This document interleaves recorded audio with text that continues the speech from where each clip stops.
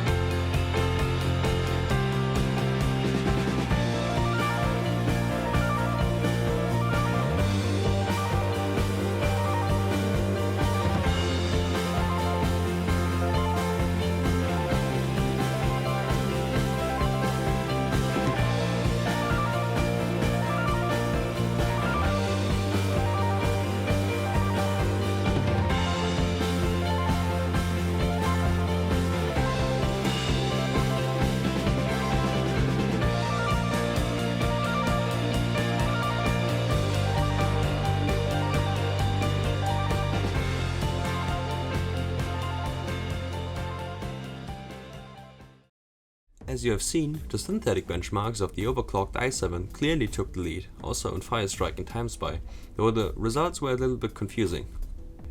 It clearly beat the stock i7 in the physics or CPU score, but in the graphics part it scored significantly less than its counterpart, even though the GPU was running at exactly the same clock and memory speed in both cases.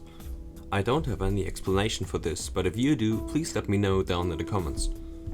In GTA 5, where I ran the first Franklin and Lamar mission, the results were fairly similar, staying within the margin of error I would say. Same story with the in-game benchmark of For Honor. I am sure that if I would have ran the benchmarks more often, the charts would almost look the same. If we move on to Arma 3 however, where I used yet another Arma benchmark from the Steam Workshop, we can see some different results. The 5 GHz i7 clearly took the lead in 1080p, while in 2160p the difference became smaller due to the GPU becoming the more limiting factor. But if you're gaming in 1080p, you can definitely feel the difference those FPS make in Arma, and in City Skylines we can see the same behavior. So in the end, I don't want to tell you if you should overclock your CPU or not. Everyone has to figure out for themselves if they are comfortable with the idea of overclocking. I'm just telling you that in some CPU heavy applications and games, especially if you are running a strong GPU with no very high resolution, you might be able to profit from a higher CPU frequency. CSGO would be another great example, where the graphics card is really pushing out the FPS, and an increased core clock of the processor increases the overall performance. On the other hand, if you have a weaker GPU or are playing in higher resolutions like 1440p or 2160p, it might not have such a big impact as you wish, in some cases even none at all. But this is not a bad thing, because generally if your primary focus is gaming, you should always build your system in the way that in games your GPU is bottlenecking you and not your processor. Because with the CPU bottleneck, you usually experience some very unpleasant stuttering, even with FPS above 60, which is not the case if your graphics card is holding you back. One possible solution for that might be to turn on VSync and lock your FPS to a particular number. I hope you enjoyed this video, or maybe it even helped you. Thanks for tuning in, and have a good one.